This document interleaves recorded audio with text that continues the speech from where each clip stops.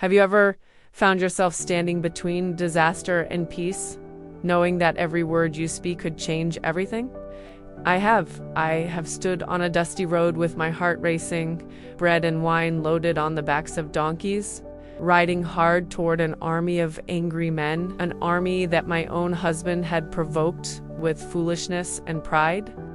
My name is Abigail, and though the world may have overlooked me, placing me in a household where wisdom was not valued and kindness was rarely returned, God never overlooked me. He saw me in my quiet moments of prayer, in the hours I spent caring for servants who were frightened, in the years I endured what I could not change. He was preparing me for one extraordinary afternoon, a moment where the wrong word would have cost hundreds of lives, and the right word spoken in humility and faith would redirect the course of history. This is not just my story, it is yours too. It is the story of every woman who has ever had to be strong in a place where strength was not expected. Come, let me tell you what God did with a woman who simply refused to stop hoping. If you believe in the power of this story to touch the heart and transform thoughts, sign up now. Together, we can bring these teachings to those who haven't had the chance to hear them yet. The morning air in Carmel smells of earth and livestock and something older, the dry, ancient scent of the hills that have watched over this land since before any of us were born. I have learned to love that smell. It reminds me that the world is far bigger than this house, that there is a God who breathes life into the dust and calls it good. My name is Abigail. I am the wife of Nabal, a man whose name I have come to understand means exactly what he is, a fool. I did not choose him. In those days, daughters were given, not consulted. My father made his arrangements. The bride price was paid, and I was placed into a household where wealth filled every corner, but wisdom lived in none of them. Nabal was a man of Maon, wealthy beyond measure, 3,000 sheep, 1,000 goats, servants stretching across the fields like a small village. By the world's measure, I had been given a fortunate life. But wealth, I discovered, is a poor substitute for kindness. Nabal drank heavily. He spoke harshly. He made decisions the way a man makes decisions when he believes the world exists only to serve him, with arrogance, with impatience, with a cruelty that dressed itself in entitlement. I will not pretend those years were easy. I will not offer you a polished testimony that skips over the long, quiet mornings when I rose before dawn and prayed with tears I did not dare shed in front of anyone. I prayed in the small hours. I prayed in the kitchen with flour on my hands. I prayed when I sent servants with provisions they had earned with their sweat, only to watch Nabal dismiss their labor as if it were nothing. Lord, I used to whisper, what am I doing here? What is this life meant to be? There was no burning bush, no angel at my door, just the slow, faithful sense that someone was listening even when the silence stretched long. I learned to run the household with the careful attention of a woman who knows that if she does not manage things well, no one will. The servants trusted me. They brought their problems to me. They knew that while their master would not hear them, their mistress would. I treated them with the dignity I wished someone would show me. I think now that this was part of my preparation. Not dramatic preparation, not the kind that comes with trumpets and revelation, quiet preparation, the kind that happens in ordinary days when you simply choose to be faithful. The hills of Carmel turned gold and then green and then gold again. The seasons moved as they always move, indifferent to our suffering, obedient only to the one who set them in motion. And I waited. For what, I was not entirely sure, but I waited. There is a particular kind of endurance that belongs to women who live in difficult houses. It is not passive. It is not the endurance of someone who has given up. It is the endurance of someone who has decided that their soul, at least, will not be diminished, no matter what happens to their circumstances. I had seen what bitterness could do. I had watched women in the village become hard and cold after years of disappointment. I had seen their eyes go flat, their laughter disappear. I did not want that. I chose every morning not to let the darkness in my house become the darkness in my heart. This was not a natural gift. It was a daily decision, renewed with every sunrise, sometimes won only by the thinnest of margins. But I kept choosing it. With God's help, I kept choosing it. And the servants saw, and the neighbors saw in glimpses, and God saw it all. I believe now that faithfulness in small hidden places is never wasted. I believe that the character God builds in us during the ordinary, unremarkable years is the very thing He calls upon when the extraordinary moment arrives. My extraordinary moment was coming.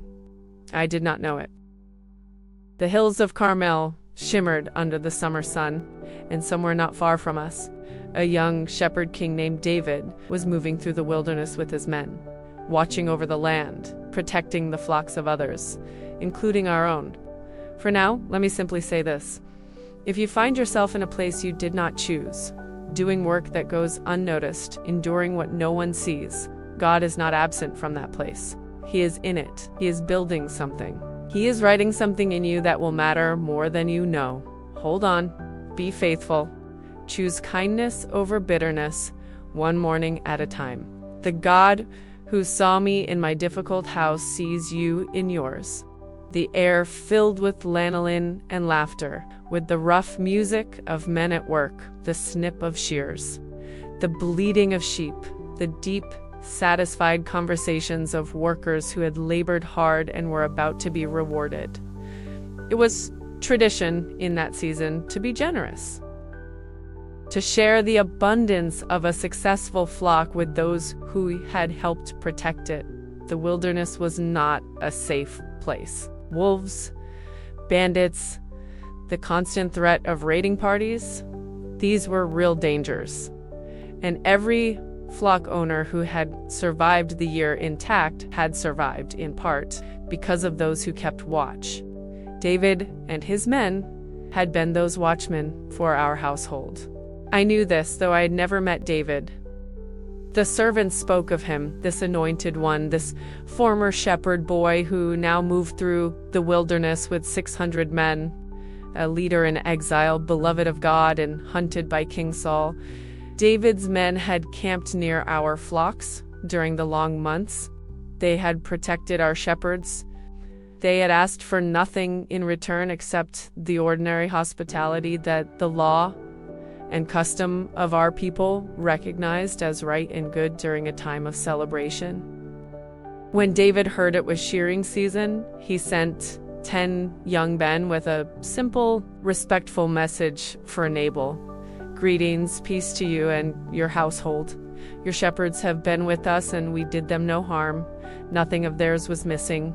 We ask that you would look favorably on my young men and give them whatever you can. It was a reasonable request. More than reasonable, it was the request of a man who had already given without being asked, who had already served without expecting payment.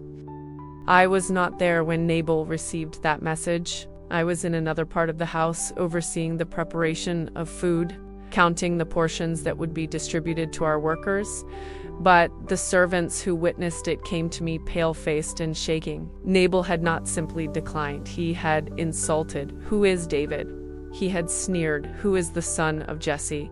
There are many servants nowadays who are breaking away from their masters. Why should I take my bread and my water and my meat and give it to men I don't know where they come from?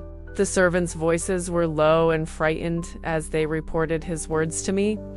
They knew, as I knew, what this could mean. 600 men, armed, a leader who had already proven himself in battle against Goliath, against Philistines, against every enemy who had ever underestimated him.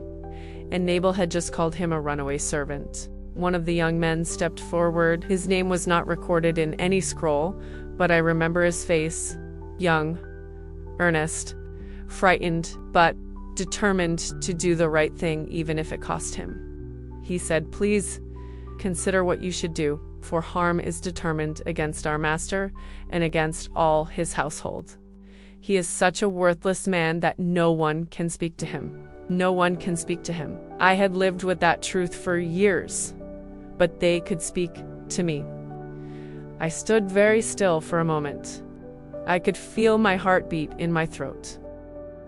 I could feel the weight of the moment pressing down on me, the awareness that what happened next would not be determined by Nabal, who was already drinking and feasting, oblivious to what he had set in motion. It would be determined by me. I have thought much about that moment since. I have wondered what would have happened if I had paused too long. If I had told myself it was not my place to act, if I had waited for my husband to come to his senses, which he would not have done. I wonder if any of us has had such a moment, a turning point when doing nothing was the most dangerous option, and the only path forward was to act in faith, even with trembling hands. I did not tremble, or rather, I trembled and I acted anyway. I moved quickly.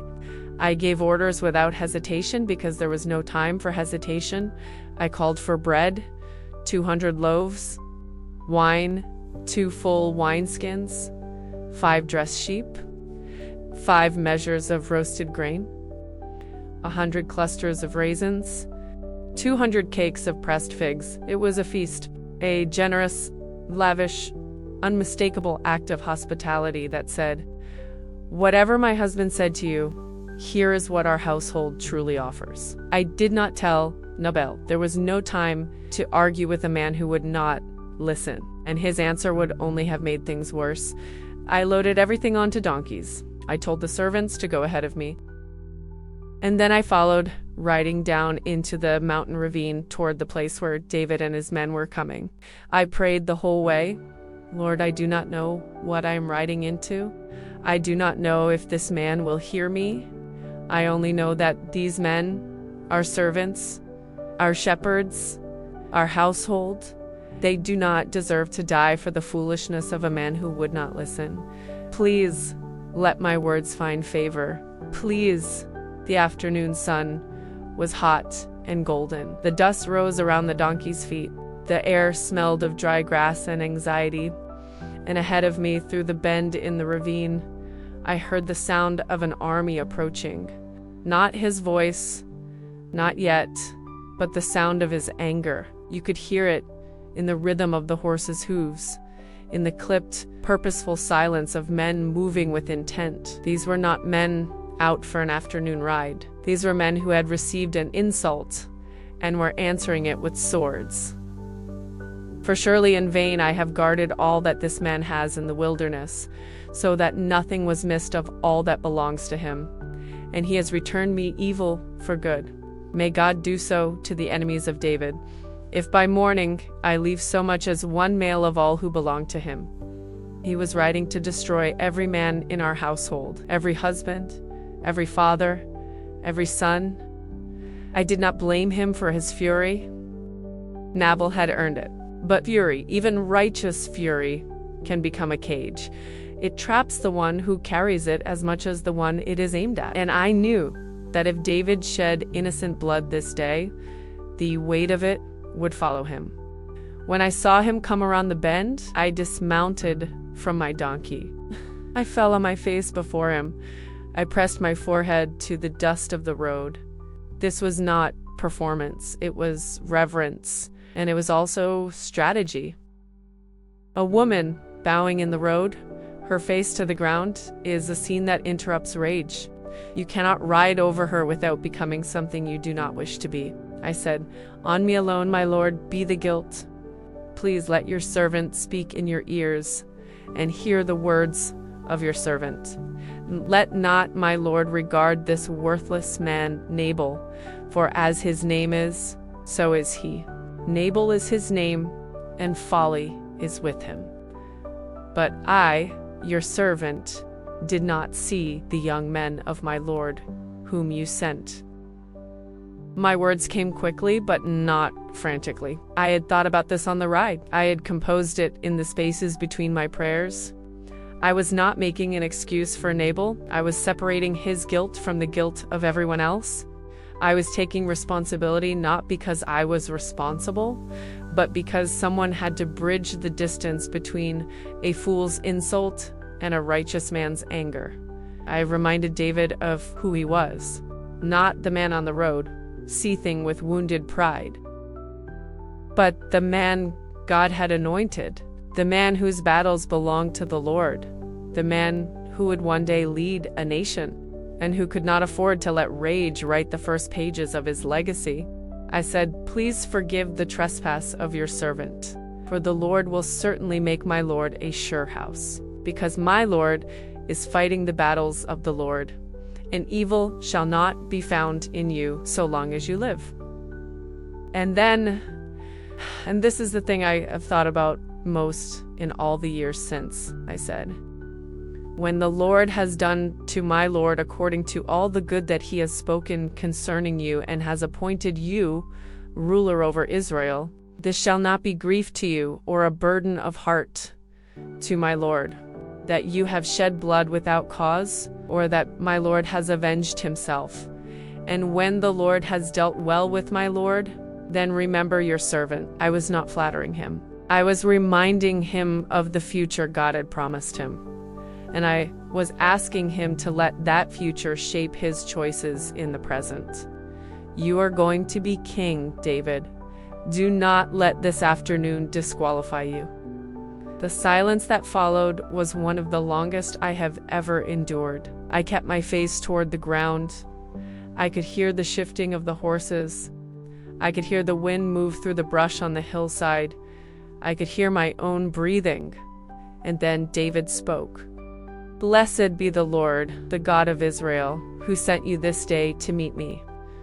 Blessed be your discretion, and blessed be you, who have kept me this day from blood guilt and from working salvation with my own hand."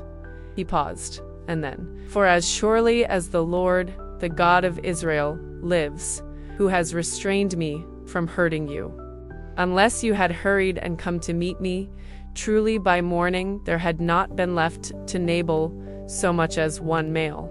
He accepted my offering. He turned his men around. The road was suddenly very quiet. I rode home in a different silence than the one I had ridden out in.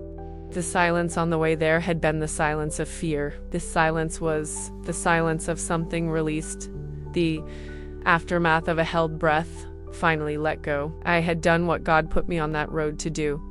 I think about what it costs, the risk of riding out without my husband's knowledge or blessing, the risk of approaching an armed and angry man, the risk that my words would not be enough. But I think more about what faith costs when we choose not to use it.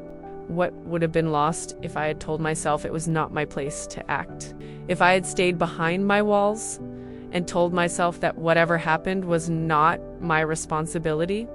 Many lives, many futures, and something inside me, the part of me that knew God could use me, the part of me that dared to believe my voice mattered, would have been buried under the silence of cowardice. Sometimes the most faithful thing you can do is to stand between what is happening and what does not have to happen. Sometimes God is waiting for one person to be brave enough to interrupt the disaster. I was that person that afternoon, and I'm still astonished that he chose me. When I returned home, he was feasting, drinking like a king, the servants said, like a man without a care in the world. He did not notice that his entire household had nearly been slaughtered. He did not know about the army I had met in the ravine or the words that had turned it around. He did not know that I had ridden out and come back with his household's blood still in their veins, all because a woman he barely noticed had dared to act. I did not tell him that night because there was no point. A drunk man cannot hear a story. He can only perform his own version of things. I waited until morning when the wine had left him and the new day had come in clean and clear. I sat with him and I told him what had happened. All of it, the servant's warning, the bread and the wine and the sheep, the road down to the ravine, the army, David's words, the turning round of 600 men who had come to destroy us. I told him quietly. I did not accuse. I did not rage. I simply told him the truth. And as I spoke, I watched something happen to him that I cannot fully explain. His face changed. His color went wrong. Not the flush of wine, but something else.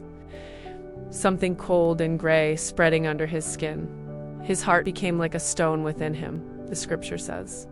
10 days later, Nabal was dead. The Lord struck him, scripture tells us. And I believe it, not with a kind of grim satisfaction, but with a solemn, awed recognition that God takes seriously what we do with the warnings he sends. Nabal had been warned all his life that his way of living would cost him everything. The warning came through the servants he mistreated, the neighbors he alienated, the wife he dismissed, the God he ignored, and in the end, he heard the full account of what his foolishness had nearly cost, and his heart could not survive it.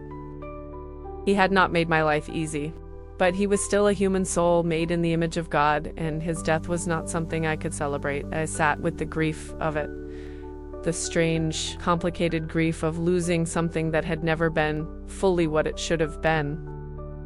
I think there is a particular kind of grief that belongs to women who have lived in difficult relationships, not just the grief of loss, but the grief of what never was, of the tenderness that was never offered, of the years that were endured instead of enjoyed. I let myself feel it all, and in the quiet of those grief-filled days, I heard something I had not expected to hear. Gratitude. Gratitude that I had not grown bitter.